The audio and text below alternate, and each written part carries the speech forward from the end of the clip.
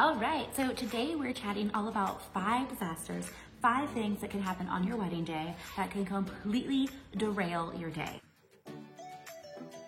Moments that could possibly make you feel flustered, feel stressed, feel like you don't have enough time in the day. And believe it or not, it's kind of clickbait. These really aren't disasters.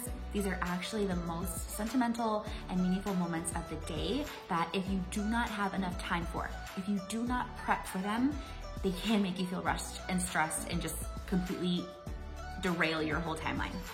Okay? Number 1, cards and gifts.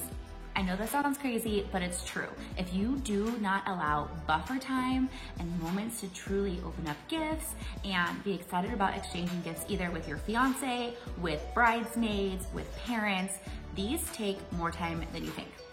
And I'm not talking about being a slow reader. That has nothing to do with it. Creating time, creating margin, and giving yourself time to really enjoy these moments is what you're gonna be grateful for. Have you ever been to a wedding where there's always that one bridesmaid that makes sure that every single bridesmaid and every mother-in-law is in the room to open up the same exact gift? It happens. And there's nothing wrong with that. You're all opening the same thing. You want to be surprised at the same exact time, but rallying all those women into one specific area takes time. Number 2, eyebrows. Okay, that's a little extreme, but it's true. What I mean by eyebrows is you're gonna want extra time for makeup. Now, when you go and get your trials done, your hair and makeup artists are gonna be talking, you're going to be taking your time, you're gonna be talking about the wedding and going over exactly what you want for your makeup, looking at Pinterest photos. It's gonna be blissful and magical. On your wedding day, you're going to be pulled in 7 different directions. One of your bridesmaids is going to lose her shoe and something's going to happen. Your mother-in-law is going to ask questions about which necklace to wear, and that takes time. Quite possibly, you might be fine and you might be confident and feel so amazing in your skin and the way your hair is looking. You're having a magical hair day. It happens. But maybe your sister or another bridesmaid is freaking out about her eyeliner or upset about her updo. It just doesn't feel right. These all take time. Give yourself an extra buffer, and please, please, please do not blame your hair and makeup artist. They are doing the best they can. And if you hire professionals, like I hope you do, they're gonna be on their own time constraints, but these things arrive. You're gonna want time to pause, and you're not gonna wanna just push people away when you're getting your eyebrows done thinking you don't have time for something. You want time to soak this up.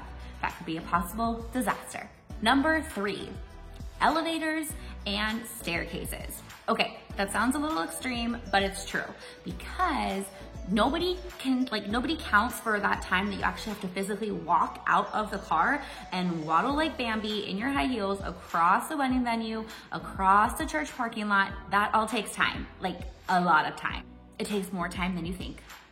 Number 4 is lunch. Make sure you eat. Don't forget about lunch. This is really important because a lot of times couples will just plan for the morning. They'll plan for a champagne bar, like a little bubbly bar, and possibly fruit and pastries, but you need to schedule a full lunch. I'm talking a Togo sandwich, big hefty salads from Panera. I mean, go to the store and just whip up sandwiches that day, or possibly have catering provide something that day for lunch, but you have to make time to actually eat. I've been in getting ready rooms where boyfriends of bridesmaids have to go be the Uber Eats guy, go pick up food and bring it to you and things. It just can get really easily out of hand and it could derail someone else's timeline. So if you're banking on an aunt, for example, to bring you food, or maybe your dad, you're gonna ask him to bring over some food, if it's not prepared for in advance, it could really screw things up. So make sure you eat, because I'm all about eating and drinking plenty of water. And the last thing I have as far as planning for your timeline disasters is planning for the kisses after the ceremony.